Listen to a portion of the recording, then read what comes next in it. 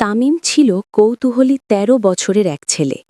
সে থাকত নীরব এক গ্রামে তার জ্ঞানী দাদু সালামত আলীর সাথে। তাদের সবচেয়ে প্রিয় সঙ্গী ছিল একটি ঘোড়া, নাম তার অশ্বিনী। তামিম অশ্বিনীকে খুব ভালোবাসত।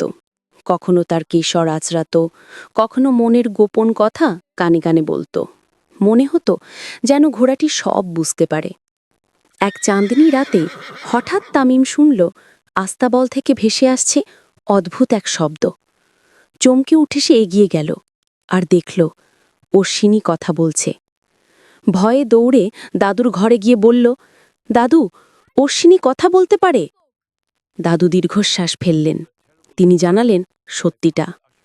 বহু বছর আগে এক ঝড়ের রাতে তিনি আহত অবস্থায় অশ্বিনীকে বাঁচিয়েছিলেন। কিন্তু এ কোনো সাধারণ ঘোড়া নয়, এটা এক আশীর্বাদ পুষ্ট জাদুর ঘোড়া। কৃতজ্ঞতায় সে পরিবারের সাথে থেকে গেছে। তামিম জিজ্ঞেস করল, তাহলে অশ্বিনী কি আবার মুক্তি চায়? দাদুর চোখে জল ভরে উঠল।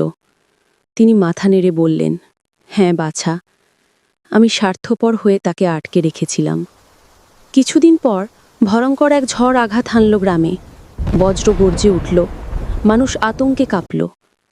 ঠিক তখনই অশ্বিনীর শরীর জ্বলে উঠল আলোর ঝলকানিতে। সে তাকালো তামিমের দিকে। আমার সময় ফুরিয়েছে, আমাকে আকাশে ফিরে যেতে দাও। শেষবারের মতো এই গ্রামকে রক্ষা করব।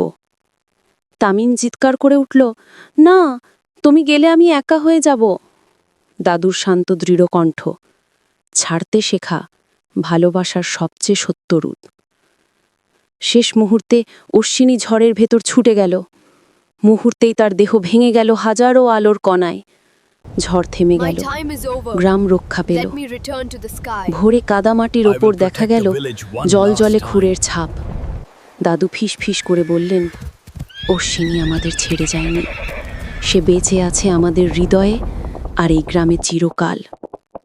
সেদিন থেকে তামিম প্রতিজ্ঞা করল আর কোনো প্রাণীকে আঘাত করবে না, কারণ সে বুঝে গেছে ভালোবাসা আর মুক্তি হল জীবনের সবচেয়ে বড় উপহার।